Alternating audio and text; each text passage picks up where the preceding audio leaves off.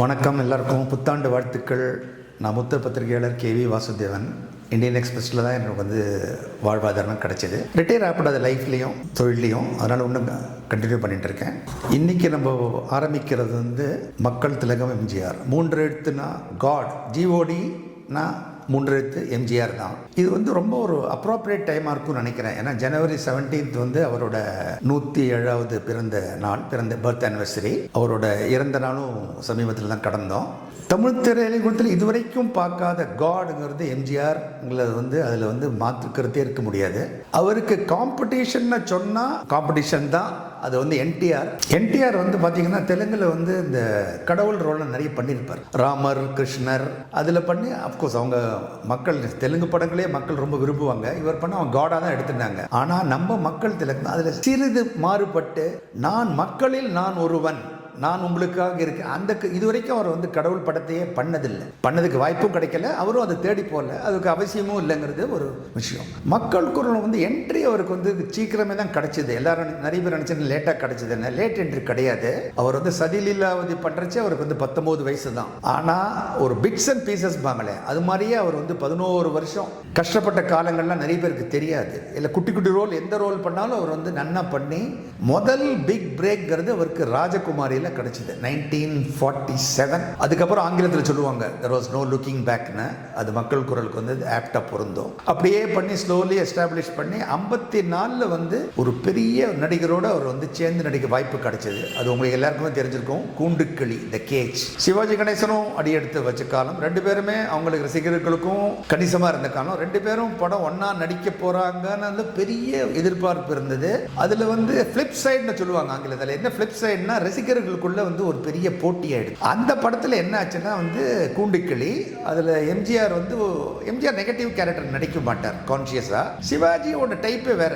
எந்த கேரக்டர் எடுத்தாலும் நான் ஒரு பூந்து விளையாட ஒன்றும் பிரச்சனை இல்லை. அந்த ஒரு கேரக்டர்ல இவர் ஒரு திருட்டு கேரக்டர், அவர் ஒரு நல்ல மனிதன் கேரக்டர் பண்ணாங்க. ஒரு சமயத்தில் எம்ஜிஆர் சந்தர்ப்ப சொல்ல ஜெயிலுக்கு போயிடுவார். அந்த டயத்திலேயே 54 இவர் அவரோட மனைவி ஆசைப்படுவார், பிஎஸ் சரோஜாவை. ஆனால் நெகட்டிவாக தான் கொண்டு போனாங்க. ஆனால் அது ஒரு பாசிட்டிவ் டோனில் முடிச்சுட்டாங்க. எப்படின்னா ஒரு லைட்னிங் இவருக்கு கண்ணு போயிடும். அப்போ எம்ஜிஆர் சொல்லுவார், ஜெயிலேருந்து வெளியில் வந்துடுவார், நம்ம ஒருத்தரை பழி வாங்கக்கூடாது, அவனே திருந்திட்டான், கடவுளே பனிஷ்மெண்ட் கொடுத்துட்டான்னு இது பாசிட்டிவாக முடிச்சிடுவாங்க. இதே மாதிரி 3 துருவங்கள் சொல்லுவாங்க. 3 துருவங்கள். அதில் இன்னொருத்தரும் சைலண்டாக வந்தவர் ஜெமினி கணேசன். அவரோட எம்ஜிஆர் பண்ணியிருக்காருன்னு இங்கே கேட்கலாம். ஒரே ஒரு படம் பண்ணியிருக்காரு, நிறைய பேருக்கு தெரியாது, ரெக்கார்டில் இருக்கான அது முகராசிங்கிற படத்தில். அதில் இவங்க அண்ணன் தம்பி. ஜெமினி கணேசன் பெரியவர்னா அவர் சோமுங்கிற பண்ண, இவர் ராமுன்னு பண்ணாரு. இவங்க அம்மாவை ஒருத்தர் கொலை பண்ணிடுவாங்க. அதை சோமுக்கு பழி வாங்கணும்னு அந்த ரத்தத்திலேயே உருண்டே இருக்கும். ராமுன்னு அந்த கேரக்டர்ல ஒரு பாசிட்டிவ் கேரக்டர் அப்படியே கொண்டு போயிடுவார்.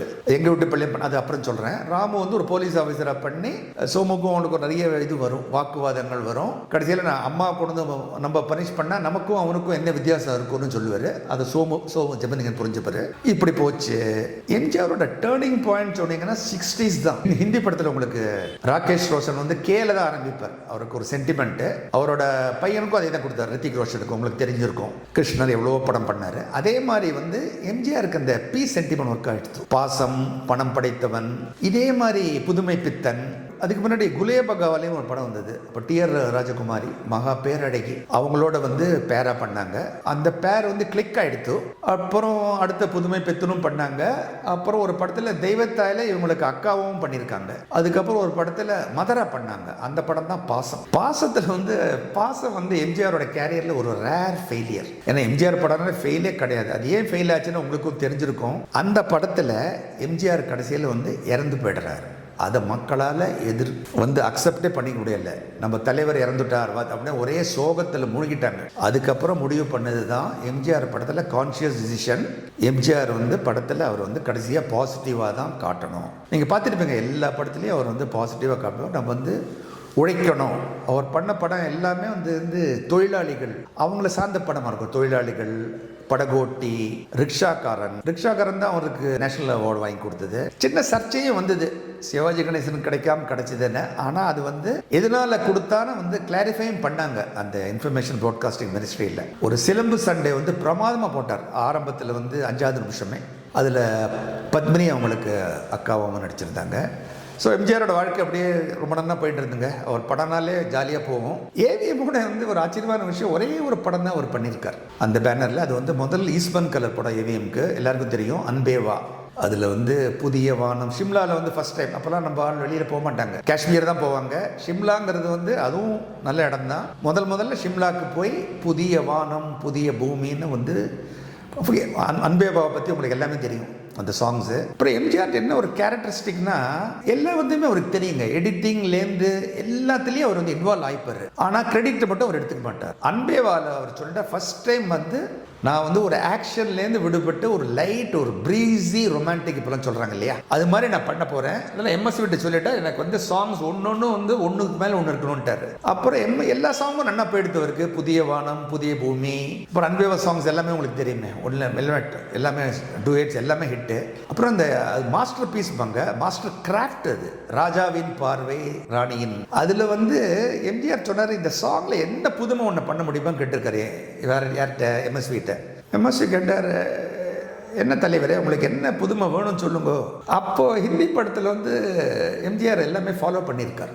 ஹிந்தி படத்தில் வந்து ஓபி நையர்னு வந்து அவர் படத்தில் எப்போவுமே இந்த குதிரை சவுண்டு வரும், மேரே சனமாக இருக்கட்டும், அப்படியே நிறைய படத்தில் யூஸ் பண்ணுவார். அதை வந்து இவர் சூட்சகமாக இல்லை, நம்ம அது மாதிரி பண்ணலாமோன்னு கேட்டிருக்காரு.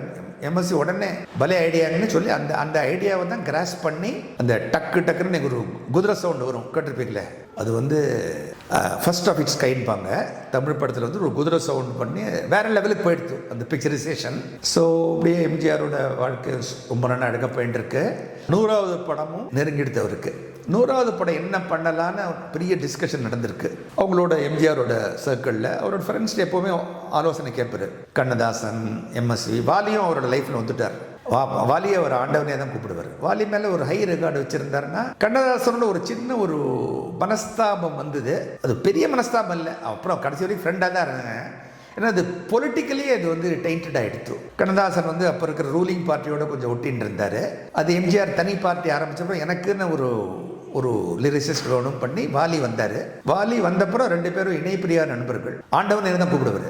என்னை வந்து நீங்கள் வந்து வேறு லெவல் தூக்கி விட்டீங்க ஆண்டவனே. என்ன எம்ஜிஆரோட 100வது படம் என்ன படம் பண்ணலான்னு யோசிக்கிறச்சே, ஹிந்தியில் வந்து அப்போ வந்து பெரிய ஹிட் ஆன படம் வந்து ஃபூல்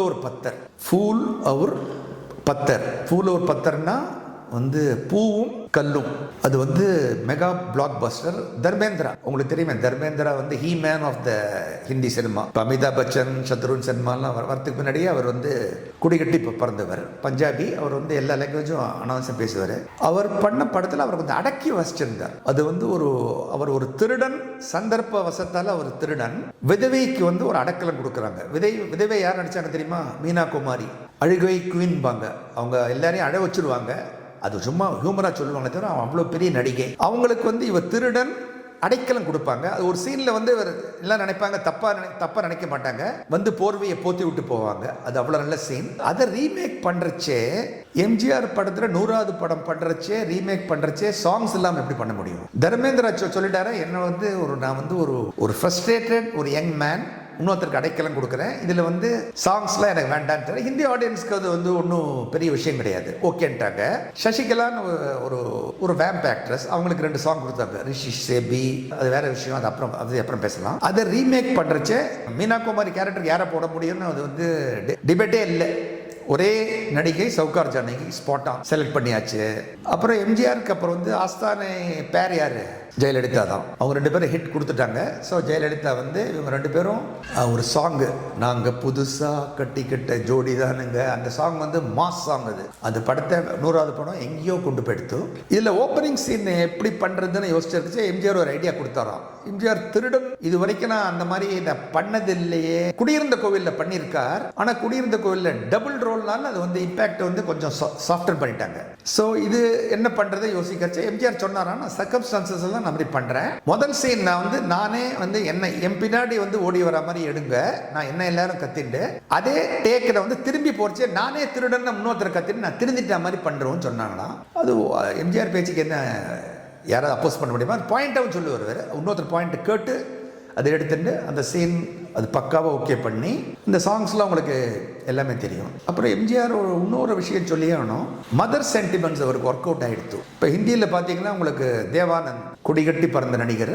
அவர் படத்தில் பார்த்தீங்கன்னா வந்து அம்மா தான் இருப்பாங்க மெயின் கேரக்டர், அப்பா இருக்க மாட்டாங்க. இதை வந்து எம்ஜிஆர் அவரை பார்த்து பண்ணாரா, அவர் எம்ஜிஆரை பற்றி பண்ணாராங்க, அது ஒரு சஸ்பென்ஸாகவே இருக்கட்டும். அதனால் எம்ஜிஆர் படத்தில் பார்த்தீங்கன்னா அப்பாவே இருக்க மாட்டாங்க மோஸ்ட்லி. ஏன்னா அது ஒரு மதர் சென்டிமெண்ட் ஒரு ஒர்க் அவுட் ஆகிடுது. தாயின் மடியில் தாய்க்கு பின் தாரம், தாய் சொல்லை தட்டாதே. மீதியை அடுத்த சுற்றில் பார்க்கலாமா?